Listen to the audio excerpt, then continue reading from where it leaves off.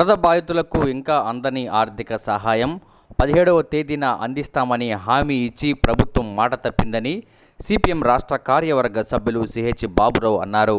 ఈ సందర్భంగా విజయవాడలో ఆయన మీడియాతో మాట్లాడుతూ 17 రోజులు గడుస్తున్నా ప్రభుత్వం ఎందుకు ఇంకా ఆర్థిక సహాయం వరద బాధితులకు అందించలేదని ఆయన మండిపడ్డారు. 17వ తేదీ ముఖ్యమంత్రి చంద్రబాబు ఆర్థిక సహాయం అందిస్తానని మాట తప్పారని ఆయన విమర్శించారు. ప్రభుత్వం అసలు ఆర్థిక సహాయం చేస్తుందా లేదా చెప్పాల్సిన అవసరం ప్రజలకు ఎంతైనా ఉందని ఈ సందర్భంగా బాబురావు డిమాండ్ చేశారు.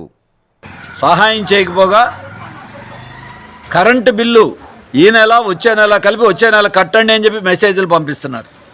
లేదు, కొంతమందికి అయితే పాత బిల్లుని బట్టి కట్టేయమంటున్నారు. ఇంటి పన్నులు కట్టకపోతే పెనాల్టీ పడుతుంది, ఈ నెలాఖరు లోపల కట్టమంటున్నారు. మున్సిపల్ మంత్రి గారిని అడిగితే ఏమన్నారు, 3 నెలలు వాయిదా ఇస్తాం. 3 నెలలు వాయిదా తర్వాత డబ్బులు ఎక్కడి నుంచి వస్తాయి? అంటే పన్నుల వసూళ్ళు అటు కరెంటు డిపార్ట్మెంటు, ఇటు మున్సిపల్ శాఖ, వీటిల్లో వాళ్ళు బిజీగా ఉన్నారు. ప్రజలకు ఇవ్వాల్సిన డబ్బు మాత్రం ఆర్థిక సహాయం ఇంతవరకు చేయలే. అందుకే ఈ కరెంటు బిల్లులు ఆగస్టు సెప్టెంబర్ నెల వాయిదా కాదు, 2 కలిపి వసూలు చేయటం కాదు, పూర్తిగా వరద ప్రాంతాల్లో రద్దు చేయాలి. ఇంటి పన్నులు, మంచినీళ్ళ ఛార్జీలు, డ్రైనేజ్ ఛార్జీలు, ఖాళీ స్థలాల పన్నులు ఈ ఆర్థిక సంవత్సరానికి పూర్తిగా రద్దు చేయాలి. 3 నెలల వాయిదా తర్వాత డబ్బులు ఎక్కడే? ఇది ఒక సంవత్సరం కాదు, జీవితకాలంలో కూడా ఇది కోలుకోవడానికి వీలైనటువంటి దెబ్బ. ప్రభుత్వం ఈ పని కూడా కనీసం చేయలేదా?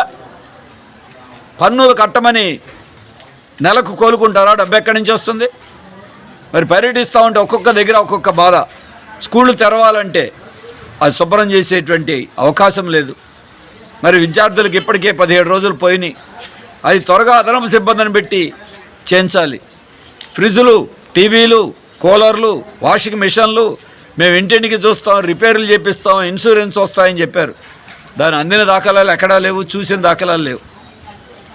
బురద కడుక్కోవడానికి కూడా ఈ రోజున ఇబ్బంది పడుతున్నారు. ఒక్కొక్క ఇంట్లో 4 మనుషులుండి 4 రోజులు శుభ్రం చేసుకున్నా అవ్వట్లేదు.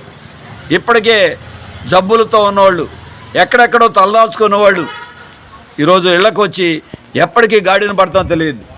రోడ్డు మీద అయితే నీళ్లు లేవు, ఇళ్లలో బురద మాత్రం ఇంతవరకు పోలా. కనీసం ప్రభుత్వం తిండి కూడా పెట్టట్లా.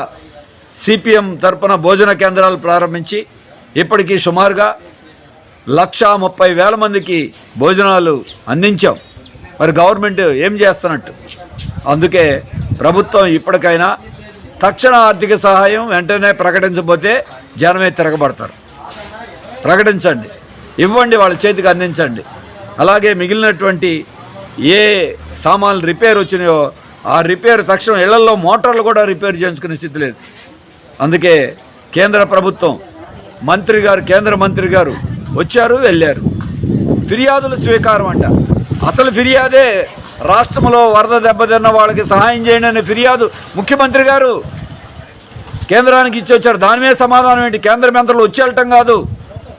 నన్ను బీజేపీ మంత్రి శ్రీనివాసరాజు గారు వచ్చారు, ఏం చెప్పారు? వరద బాధితులు ఆదుకుంటాం. ఎప్పుడు ఆదుకుంటారు? అందుకనే మంత్రుల పర్యటనలు కాదు కావాల్సింది, కేంద్రం నుండి నిధులు రావాలి, రాష్ట్ర ప్రభుత్వం అడగాలి.